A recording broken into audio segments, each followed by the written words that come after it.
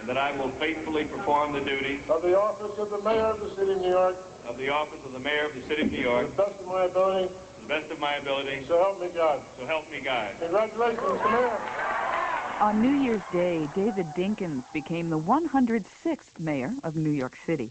In his inaugural address from the steps of City Hall, Dinkins said the city faces difficult times, and he proposed to be the mayor of all people. This administration will renew the quest for social justice, whether the issue is education or affordable housing, the environment, health care, or consumer rights, the shame of homelessness, or the pain of AIDS. 56 years ago, another mayor was inaugurated in New York, one who would set the standards for all who followed his extraordinary range of accomplishments in the worst of times. His name was FIORELLO LaGuardia. Tom Vitale prepared this report on his legacy. American citizens have the right to be provided work so that they can support their families decently and properly.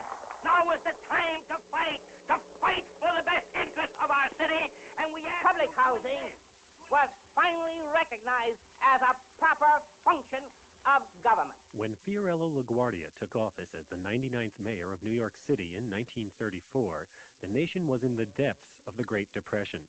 Millions were unemployed, impoverished, and often homeless.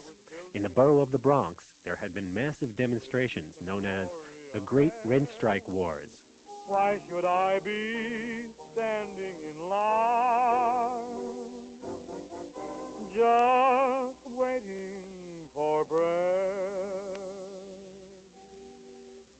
Before he became mayor, LaGuardia served 7 terms in Congress, where, as a progressive Republican, he developed a close relationship with the lawmakers who had passed President Roosevelt's New Deal legislation.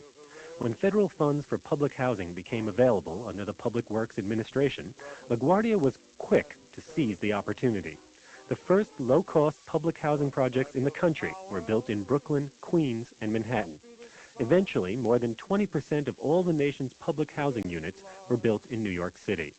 LaGuardia spoke at the opening of Queensbridge houses in 1939. And at the risk of incurring the displeasure of the City Council, I took many trips to Washington. And the result is Williamsburg, Harlem houses, First houses, Red Hook, Queensbridge. It takes time and thought and work and effort and patience and ability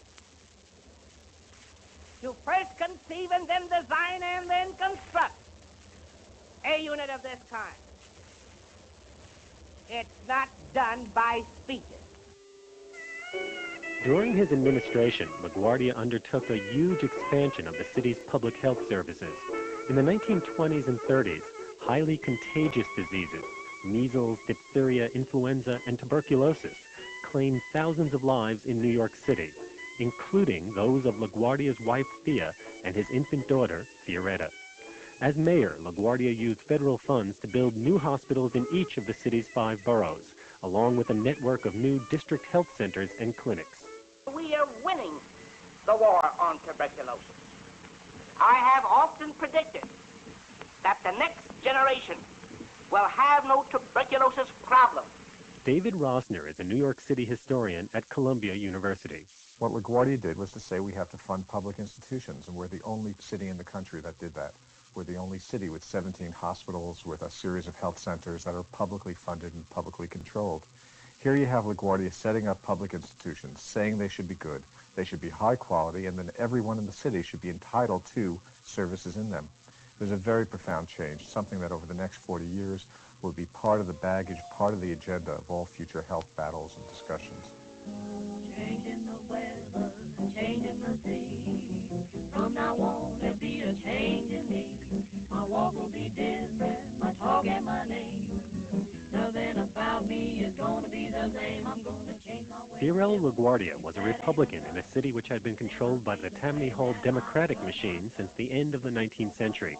He was a reformer whose race for mayor in 1933 rekindled the spirit of idealism in the city. And he was the son of immigrants whose popularity was immense amongst New York's ethnic population. LaGuardia's parents emigrated from Italy, His father was Italian, his mother Austrian and Jewish. In his campaigns for Congress and City Hall, he occasionally used his piercing, high-pitched voice to deliver speeches in Italian and Yiddish, as well as in English. For thousands of young people who had campaigned for LaGuardia, the election of the Little Flower, as he was called from the translation of his first name, symbolized a new beginning in city politics.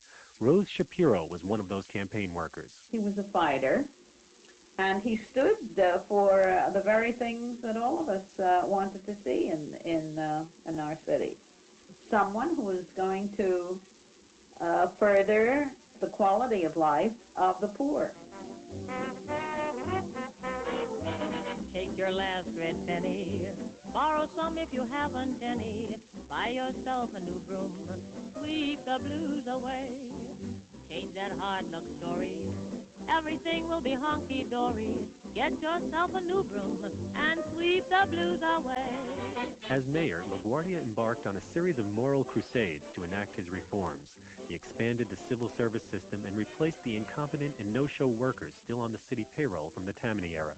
By 1935, he had eliminated slot machines from the city, and throughout the decade, he waged a relentless war on New York's gangsters and racketeers, including Dutch Schultz, Bug Spiegel, and Lucky Luciano. Let the gamblers, tin horns, racketeers, and gangsters take notice that they have to keep away from New York from now on. Of all his characteristics, the mayor was perhaps best known for his unshakable honesty when it came to money. He refused to accept personal contributions. Arthur Siegel worked in the city corporation counsel's office.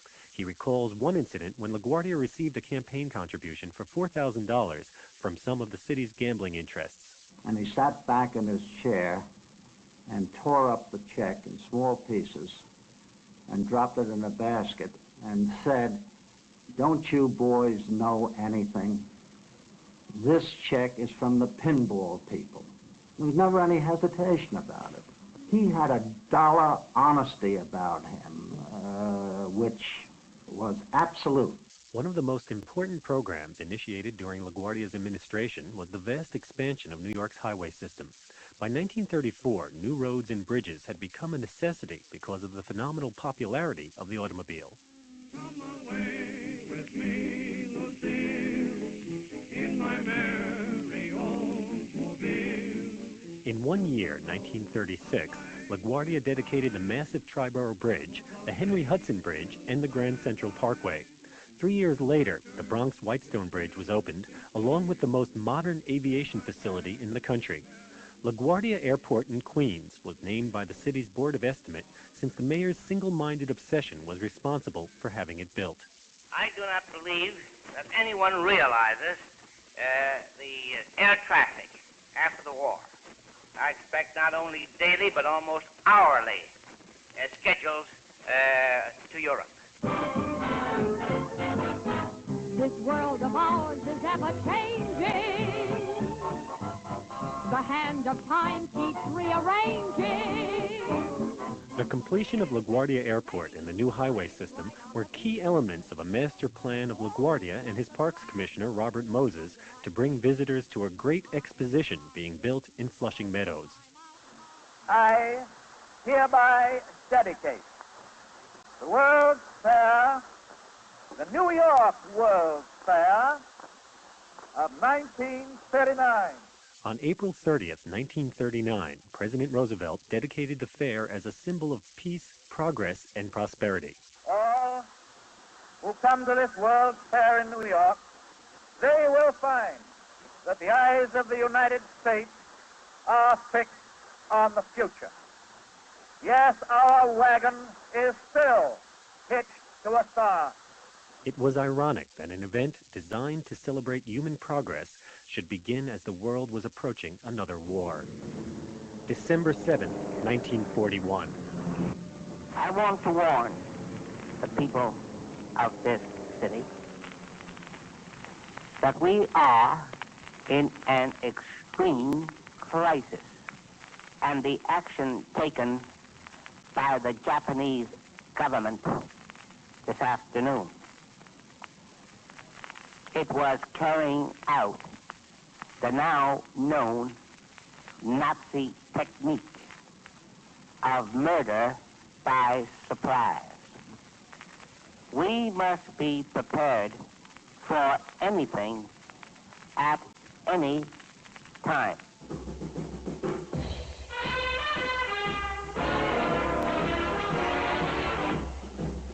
With America's entry into the war, LaGuardia hoped to play a role in national politics. He was considered by Roosevelt for a cabinet position as Secretary of War and for a military commission as Brigadier General, but rejected for both positions. As a consolation, he was offered the post of co-director of the Office of Civilian Defense. LaGuardia was bitterly disappointed, but he took up his new duties with characteristic grace and enthusiasm. We must all do more. And we must all realize that we have to give up some things. Don't you feel rather ashamed when you grouse and complain the meat is tough? Or that you can't get the right kind of shade of stockings that you wanted? Or that you can't get something else when men are dying? Throughout his years as mayor, LaGuardia relied increasingly on the radio, speaking directly to his constituents. By 1940, the mayor had a regular Sunday broadcast over WNYC, the city-owned radio station. Let's see what Dick Tracy is doing. You remember, we hear Wetwash. Listen, baby, I know you're a maid at Van Hoosen's. The one thing New Yorkers seem to remember best about LaGuardia is the mayor reading the comics over the radio. It happened in 1945 during a strike of the newspaper deliverers. LaGuardia loved children, and he didn't want them to be disappointed when the Sunday comics didn't arrive. So he read the comics during his regular weekly broadcasts. And crash! She crashes it on its head. Knocked out. And say, children, what does it all mean? It means that dirty money never brings any luck.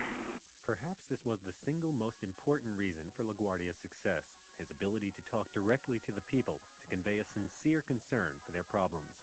But for all his skills as a communicator, by the time he ran for his final term in 1941, LaGuardia was barely able to win re-election. As the economy improved, public interest began to wane in LaGuardia's reform politics and relief programs. And over the years, he had alienated many political allies with his unwillingness to consider political appointments. Nevertheless, his accomplishments as New York's mayor were monumental. FIORELLO LaGuardia in 1941. I know the people of the city of New York are not only satisfied, but proud of the accomplishment of the city administration during the past 7.5 years. It is not only gratifying to look at the actual accomplishments, but to know that what has been done in New York City has served as an inspiration and encouragement for better local government in many American cities. The slogan now in cities where non-political and non-partisan and efficient government is sought is, if it is possible in New York City, why can't we do it? After serving 12 years as the mayor of New York, FIORELLO LaGuardia decided not to run for re-election in 1945. He died 2 years later. In New York, I'm Tom Vitale for National Public Radio. Research and archival material for our report was provided by the LaGuardia Archives at the LaGuardia Community College of the City University of New York with a grant from the National Endowment for the Humanities.